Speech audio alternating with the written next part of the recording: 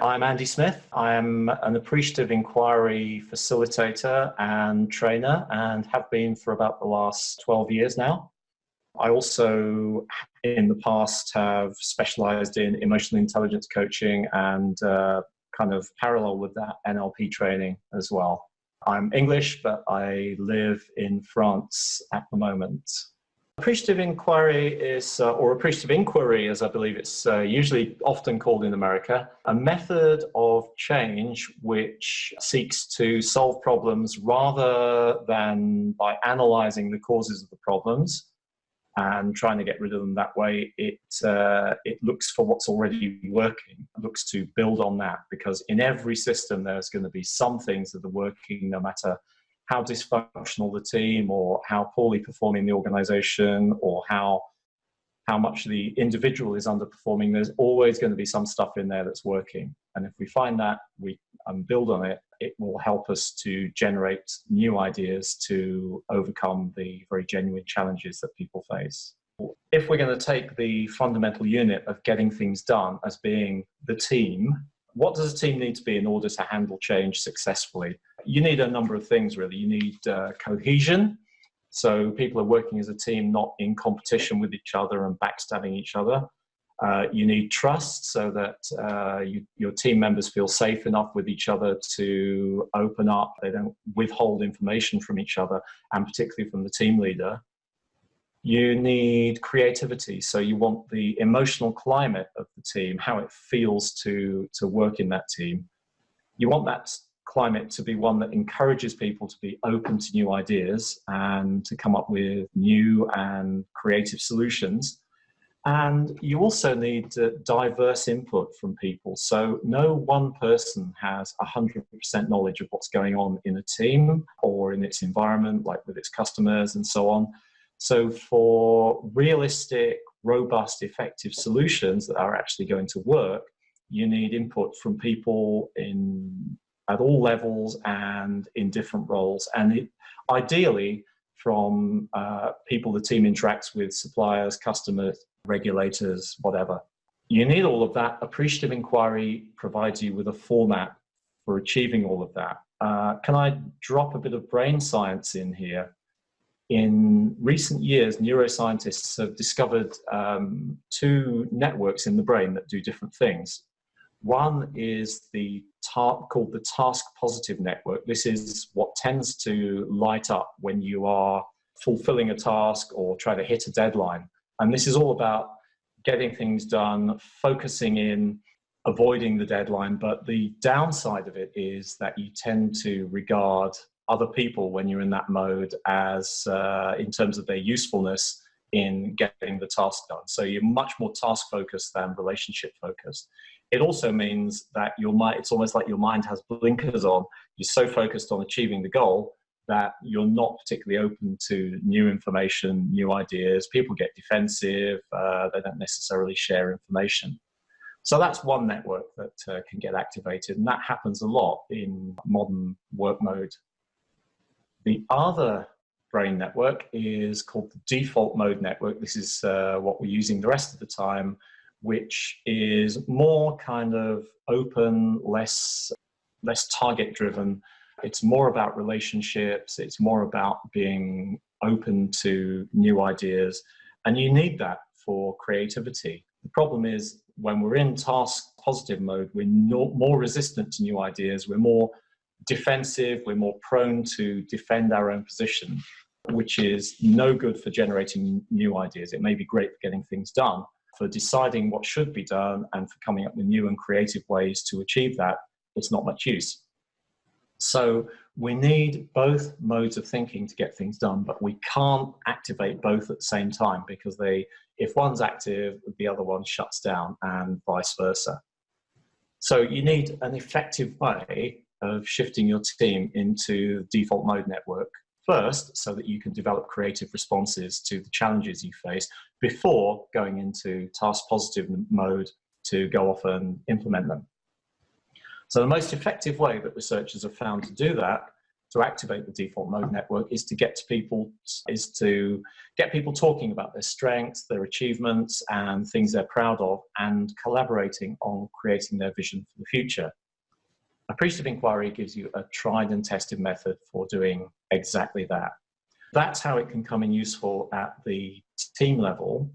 If we're looking at the macro level of organizational development as a whole, it's commonly accepted, at least in the literature that I've read, that around about 70% or maybe even more of large-scale change initiatives actually fail. There's a big reason for this, and Appreciative Inquiry has a solution to it. Change initiatives usually fail because people in the organization don't get behind change. They drag their feet, they resist passively. At the very least, they don't engage with it enthusiastically, because most of us don't like change, at least when it's imposed on us from above by CEOs or management consultants. We're not exactly enthusiastic about taking a leap into the unknown. We've probably seen change initiatives in the past that have promised the earth but in practice haven't worked out, quite often because they overlook important factors that people working on the front line know about, but the management consultants and the CEOs have missed. We could have told them about it if they'd asked us, but we weren't consulted. So with top-down change, especially the year zero kind, which is about sweeping everything away and starting with a blank sheet of paper, it sweeps the good away with the bad. The resistance to change there is actually quite rational, because we don't know what we're moving into and we've been disappointed in the past. So management have to try and sell the change to people. They have to try and get buy-in from people. And what they're really asking people to do is take this leap of faith into the unknown. Brave New World looks great on paper. We don't really believe it because we don't have any reference experiences of things actually working that way. When people say, I can't really see myself doing that, they literally mean they don't have an image in their mind of themselves acting in that new way, which makes it very hard for them to believe in this bright new future. Since we're hardwired by evolution to expect the worst in unknown situations, deep down, we really don't want to go there.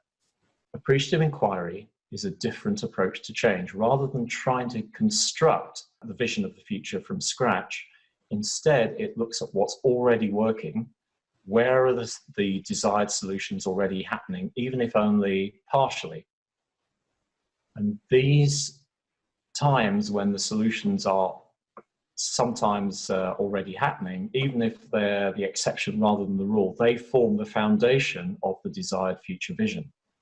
It's much, much easier to imagine what you want in the future if you start by taking what you like about present and past performance and use that as the foundation of your future vision, carrying it forward into the future rather than starting with that terrifying blank page. And also, people will actually believe in that future vision because they've got some reference experiences of it already working. And you don't have to sell it to them because you've had their input already. To an extent, it is their vision and they own it. When do we want to use appreciative inquiry and when do we not want to use it, which is an important distinction if you're looking at problems and fixing them, is fixing what's wrong, restoring the status quo. Appreciative inquiry can get people into a different mode of thinking. So rather than remedial thinking, it gets them into what's called generative thinking, where they come up with new ideas and see new possibilities so that they could actually go past the, I'm trying to make my hand go the right way on the video here, past the status quo to something that was actually better than they had before. The other thing is you don't always know how to fix problems in a complex system. Sometimes the attempt to solve a problem will cause other problems elsewhere in the system. So if you see a simple problem, absolutely just fix it, find out what's causing it and fix it. If on your second or third attempt at fixing it, things are still going wrong, maybe somewhere else in the system or maybe with the time lag, then maybe you've got a more kind of complex problem that demands a different approach, like, for example, appreciative inquiry. Drop in another thing here about the downside of just looking at problems to fix them.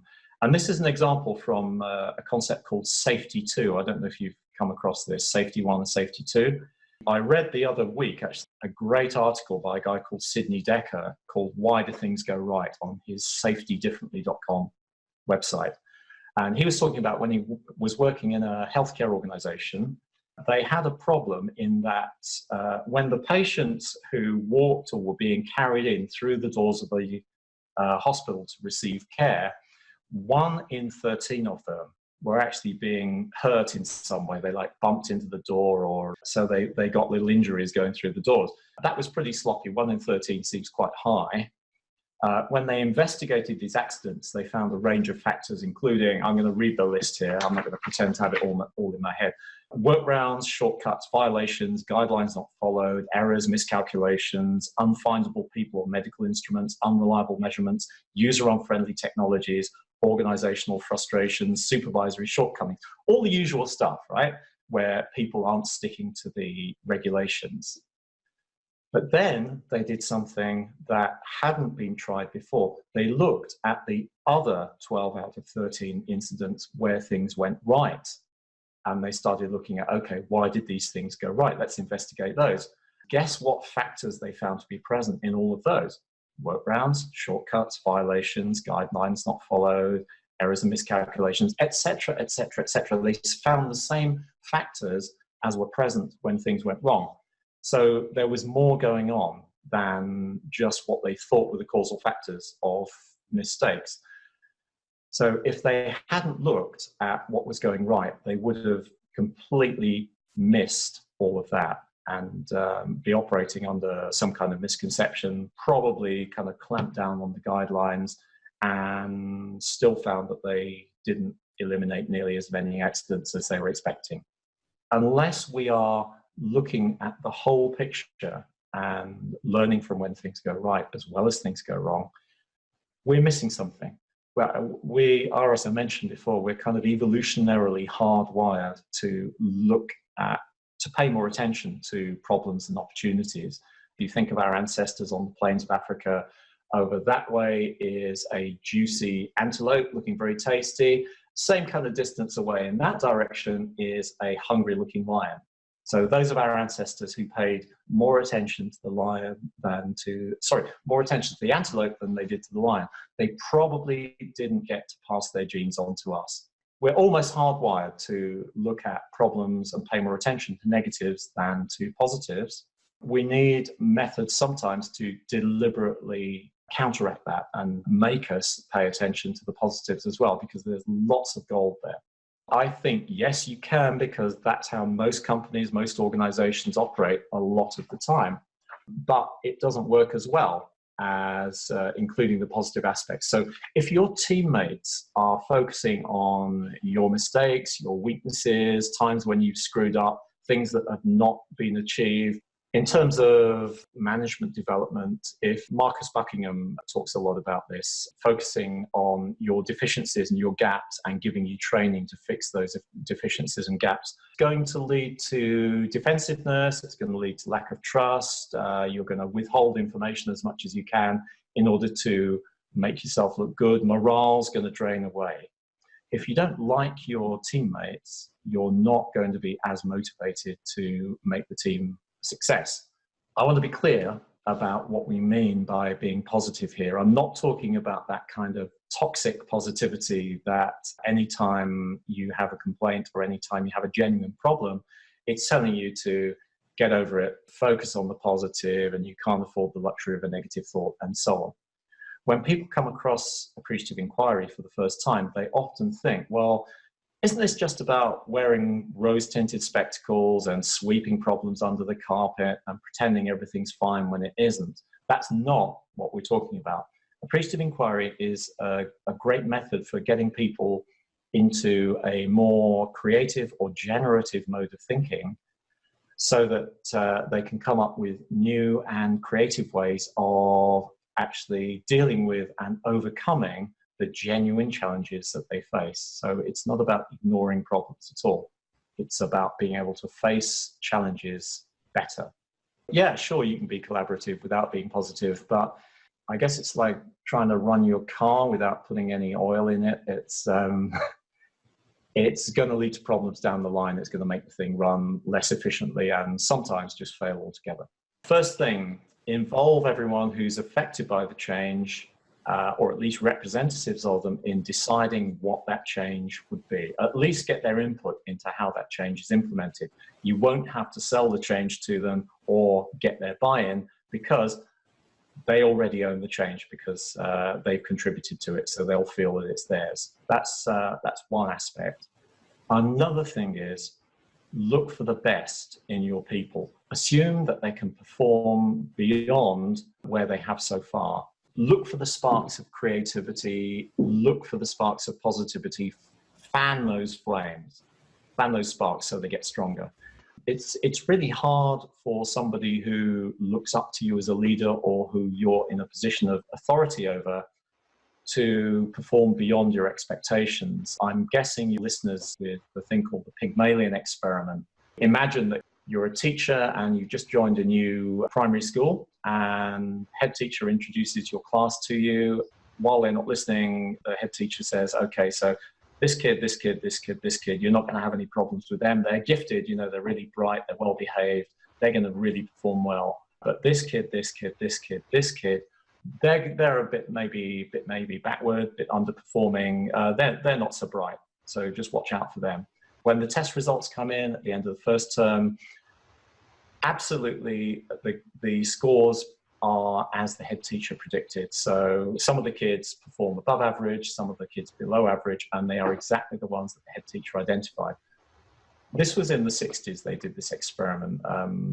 Robert Rosenthal, I think the experimenter was. I don't even know if this would get through an ethics committee today, because what they didn't tell that teacher was all of those kids have been selected to be of average ability. So the only difference was the teacher's expectations of how well they would perform. Now, obviously, the teacher wasn't deliberately treating one set better than the other, but just subtly the expectations communicated themselves. So this has been replicated loads of times, and I believe in management contexts as well as student contexts. The lesson is, the moral is, expect that your people can perform better than they have been.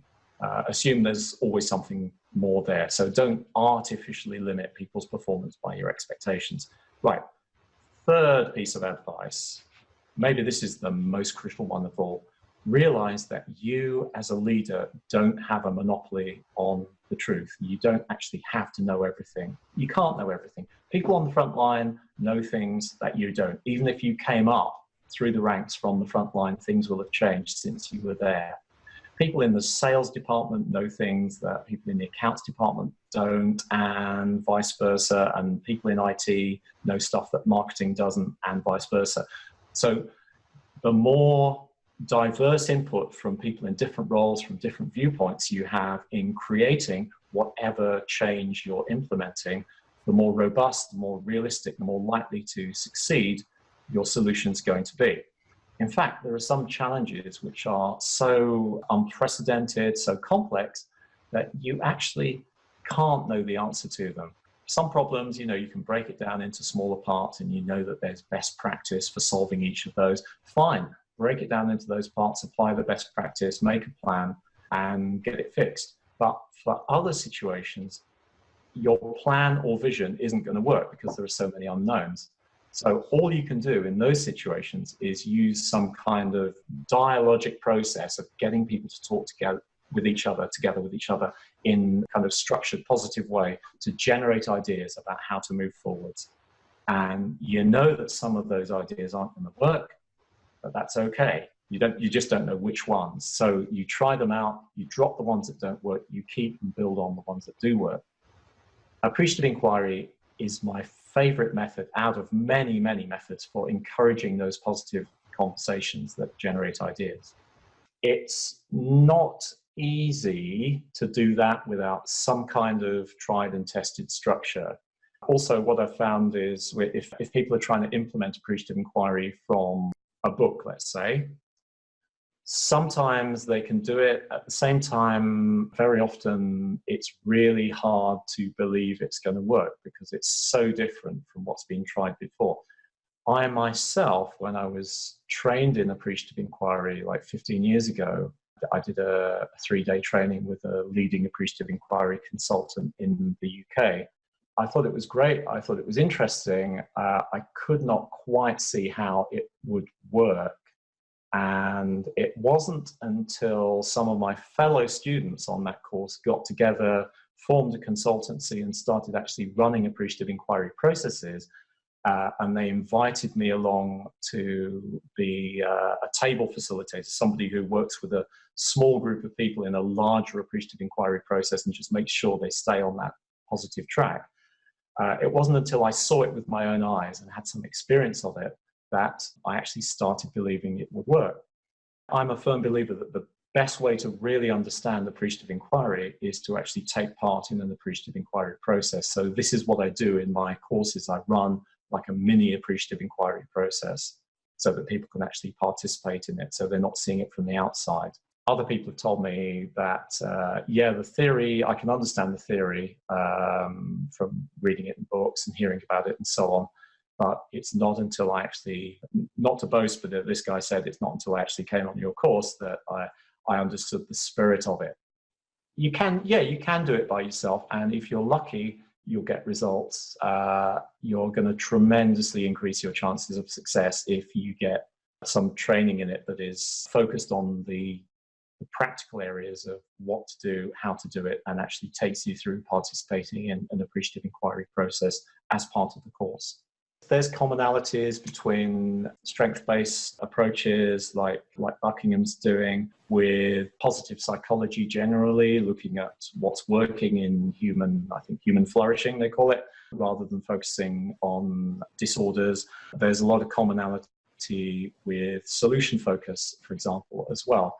I'd say one thing that's unique about appreciative inquiry, even compared to solution focus really, is that it gets you, before you start thinking about what you want in the future, it gets you looking at what's already working now. I guess it has that commonality with strength-based approaches, but the difference between AI and Buckingham's kind of approach, which I think was originally based on surveys and like a personality type questionnaire, Strengths Finder or whatever it's called, which is great, is that appreciative inquiry is looking at what happens between people. So the basic unit of appreciative inquiry isn't the individual, it's the team or the group or the organization or the community. So it's, yeah, they're all related approaches. They all work well together. They're all kind of moving along in the same direction. There are differences in emphasis, I'd say. The big difference for me with solution focus, or maybe even positive psychology, is it's looking at what's already working as a foundation before you even think about the future. And it's just a way of priming a group of people to perform better when they think about what their future vision is. Inquiry carries a kind of a weight of seriousness about it. So, you know, we're not just taking a cursory look at what's working in an appreciative way. We are conducting a serious inquiry into what's working, how it's working, what are the causes of success.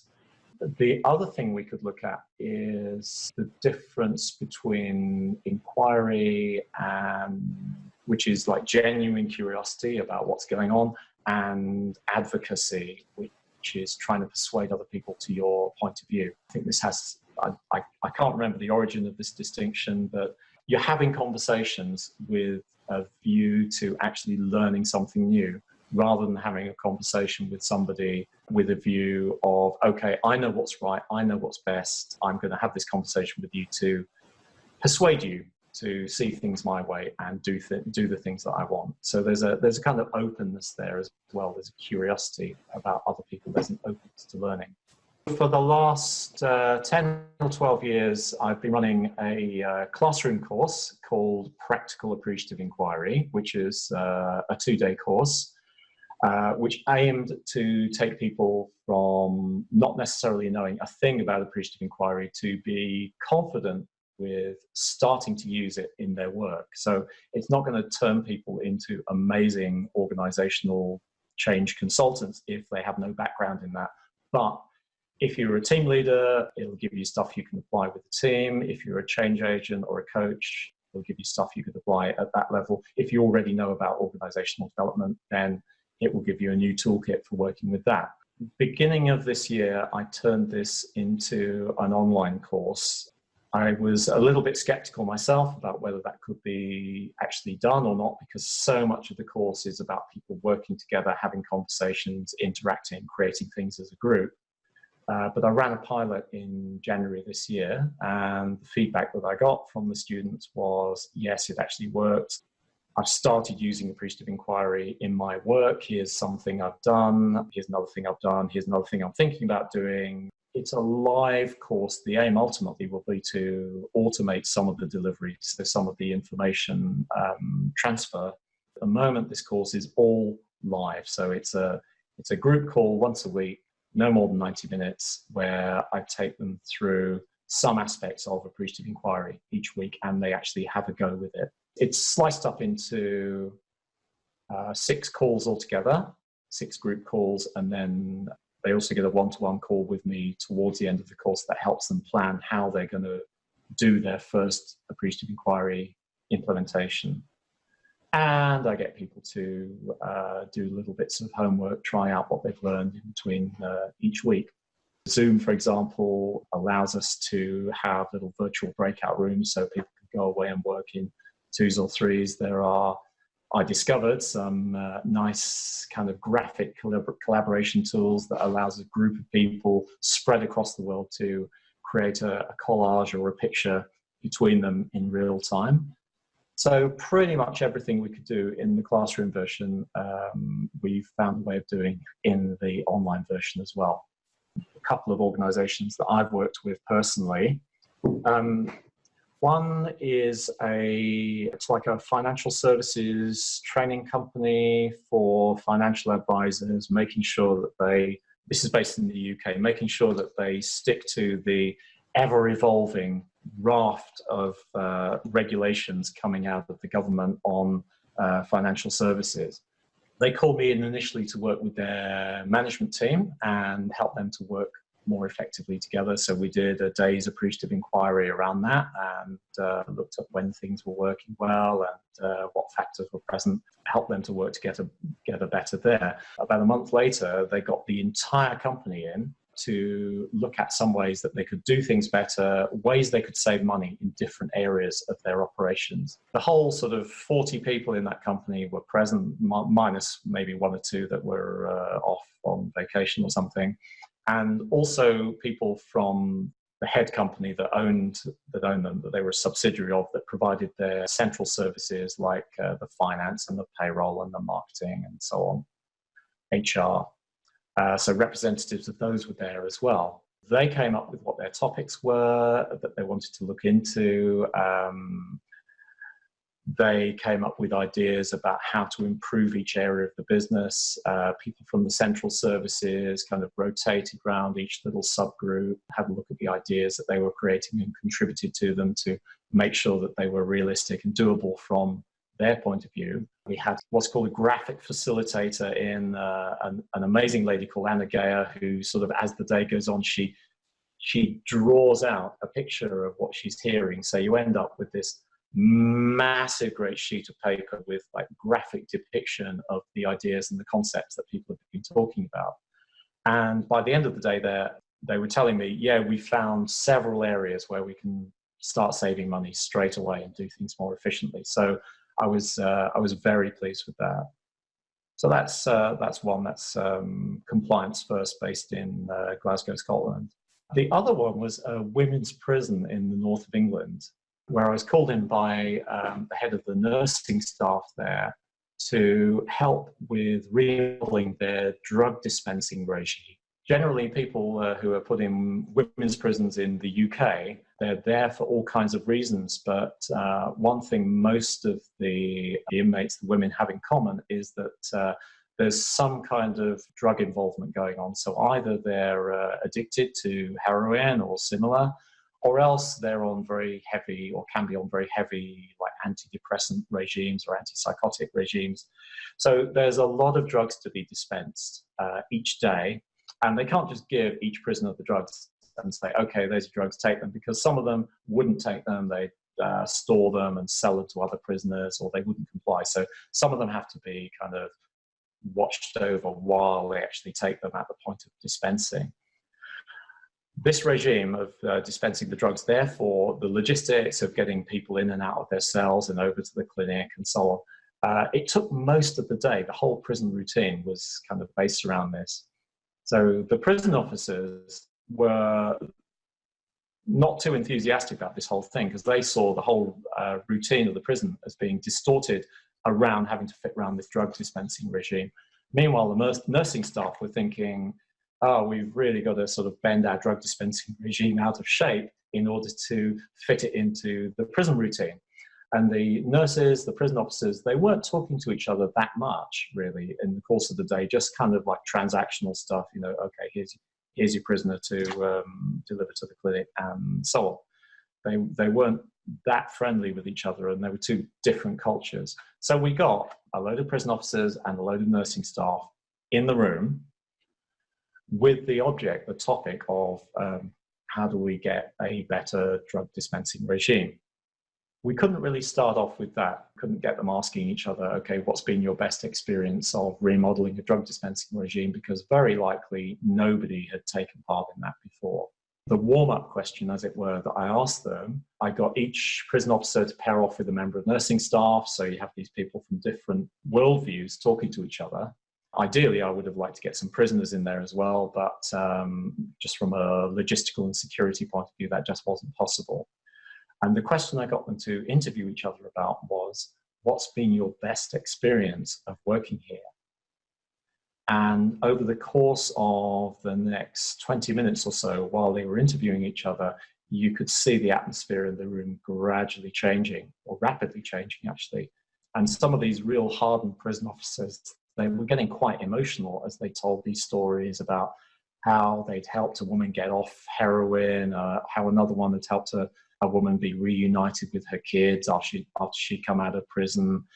The atmosphere in the room completely changed because people open up to each other when they're talking, when they're being asked about things that they're proud of, things they've achieved, their strengths, their successes, much more so than if they're being asked about problems, failures, challenges, weaknesses, where they tend to just clam up. With that change in atmosphere, they were then in a more generative, creative frame of mind, and they could come up with new ideas, creative ideas for actually improving this drug dispensing regime, which I believe they actually did after that day. And it just took a day. I haven't followed up with them for a few years now, so I don't know if the working relationships have permanently changed, but it certainly would have given them a foundation to do so if they wanted to go in that direction.